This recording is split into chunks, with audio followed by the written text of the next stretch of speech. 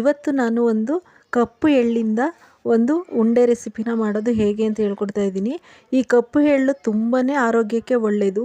ನಾವು ಕೀಲು ನೋವು, ಮಂಡಿ ನೋವು, ಸೊಂಟ ನೋವು ಏನೇ ಬಂದ್ರೂ ಮತ್ತು ಜಾಯಿಂಟ್ ಪೇಯ್ನ್ಗೆಲ್ಲ ಇದು ತುಂಬಾ ಉಪಯುಕ್ತವಾದಂಥ ಒಂದು ಪದಾರ್ಥ.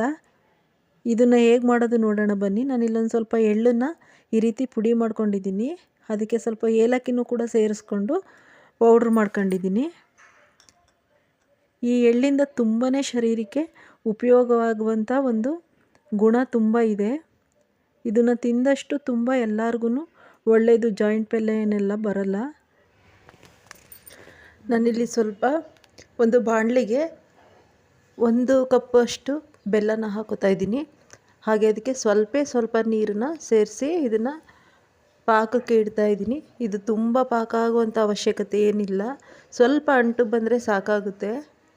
ಈ ಬೆಲ್ಲದಲ್ಲೂ ಕೂಡ ತುಂಬಾ ಕ್ಯಾಲ್ಶಿಯಮ್ ಇರುತ್ತೆ. ಹಾಗೆ ಎಳ್ಳಲ್ಲೂ ಕೂಡ ಕ್ಯಾಲ್ಶಿಯಮ್ಮು, ಕಾರ್ಬೋಹೈಡ್ರೇಟ್ ಎಲ್ಲ ಜಾಸ್ತಿ ಇರೋದ್ರಿಂದ ನಮ್ಮ ಸಂಧಿವಾತ ಈ ಥರ ಎಲ್ಲ ಅನೇಕ ತೊಂದರೆಗಳಿಗೆ ಇದು ಔಷಧೀಯ ಗುಣಗಳನ್ನು ಹೊಂದಿದೆ.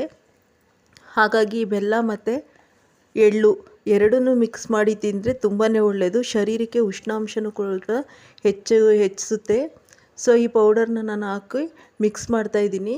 ಇದು ಎರಡೇ ಪದಾರ್ಥದಿಂದ ತುಂಬ ಔಷಧಿ ಗುಣ ಉಳ್ಳಂಥ ಒಂದು ರೆಸಿಪಿನ ಮಾಡಿ ನಾವು ಈಗಿಂದನೇ ತಿಂತಾಯಿದ್ರೆ ನಮ್ಮ ಆರೋಗ್ಯಕ್ಕೂ ಕೂಡ ತುಂಬ ಒಳ್ಳೆಯದು. ಸೊ ಇದು ಈ ಥರ ಅಂಟುತ್ತಾ ಇರುತ್ತೆ, ಆಗ ಆಗಿದೆ ಅಂತ ಅರ್ಥ. ಈಗ ಇದನ್ನು ನಾವು ಗ್ಯಾಸ್ನ ಆಫ್ ಮಾಡಿ ಇದನ್ನು ಸ್ವಲ್ಪ ಆರೋದಕ್ಕೆ ಬಿಡೋಣ. ಈಗ ಈ ರೀತಿ ನಾವು ಯಾವ ಶೇಪಲ್ಲಿ ಬೇಕಾದರೂ ಉಂಡೆ ಮಾಡ್ಕೋಬೋದು.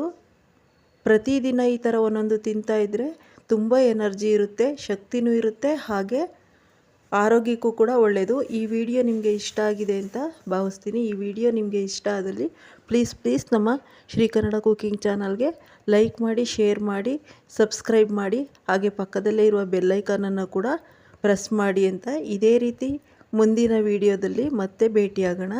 ಧನ್ಯವಾದಗಳು ವೀಕ್ಷಕರೇ.